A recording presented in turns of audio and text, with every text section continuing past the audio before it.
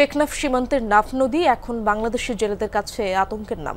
মাছ ধরতে গেলেই অস্ত্রের মুখে ধরে নিয়ে যাচ্ছে মিয়ানমারের সশস্ত্র বিদ্রোহী গোষ্ঠী আরাকান আর্মি। গত ৯ মাসেই অপহরণের শিকার ৩২২ জন, এর মধ্যে ১১৮ জনকে ফিরিয়ে আনা যায়নি এখনো। তাদের পরিবারে চলছে কান্নার রোল। বাংলাদেশের প্রথম ইমিউনিটি বুস্টার সমৃদ্ধ ফ্যান্টাস্টিক হ্যাপি এনার্জি বিস্কিট।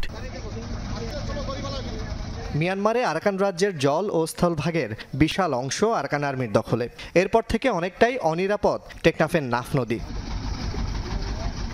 সর্বশেষ বুধবারও ৫টি ট্রলারসহ ৪০ জন বাংলাদেশি জেলেকে ধরে নিয়ে যায় আরাকান আর্মি।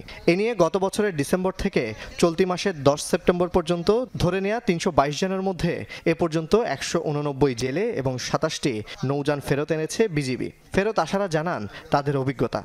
আর বাংলাদেশের ফৌজদার ডুলাজি তের বাদ আর মিশন সময় দিয়ে আর বগুরে পিনমারা বানি এন্ড দরিলে আর গাতত গলা গিয়ে এনলে মালুগি আর বাংলাদেশে মালামাল নদের হন তো তারা মালামাল লইনে পারে ইয়ানাল্লাহ বলে হন আর আক্রমণ বেশি করে তারা মাল সামানে দিত আসুম ওনার রান্দারে মাল দিত আসুম হলে তো আর খুশিও টিয়া পয়সা হতে হলে তোর ফিট আই। মোহনার পর থেকে বঙ্গোপসাগরে কোস্টগার্ডের টহল না থাকায় আরাকান আর্মি প্রায়ই বাংলাদেশের জলসীমা অতিক্রম করছে বলে অভিযোগ জেলেদের। এরা কিন্তু সীমা অপকরণ করলেও নিয়ে গেছে, সীমার বাংলাদেশের সীমার ভিতর থাকলেও ওরা নিয়ে গেছে। প্রশাসন তো এখানে টহলে থাকে না, কোস্টগার্ড কোনো নৌবাহিনী কোনো টহলে থাকে না, এই জন্য এরা সুযোগ পায়। আপনারা আমাদের সীমানাগুলো নির্ধারণ করে দেন, আমাদের অসহায় মা বোনদের কান্নাগুলো আপনারা মুছে দেন। গত ১ মাসে আরাকান আর্মির হাতে আটক কোনো জেলে ফিরে না আসায় তাদের পরিবারে চলছে কান্নার রোল। অনাহারে অর্ধাহারে কাটছে দিন।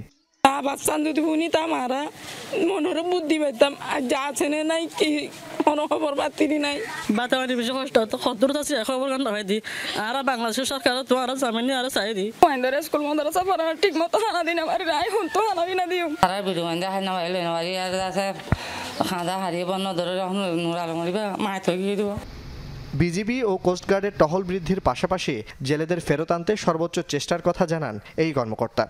সীমান্তবর্তী এলাকায় দুই পাশে সীমান্তে যারা অবস্থান করছে এদের মধ্যে যে একটা সমঝোতা থাকে, এটার আন্ডারেই আমরা চেষ্টা করছি এদেরকে ফিরিয়ে আনা এবং আমরা আশাবাদী খুব শীঘ্রই তাদেরকে ফিরিয়ে আনতে পারব। জোবায়েত ইবনে শাহাদাত, যমুনা নিউজ।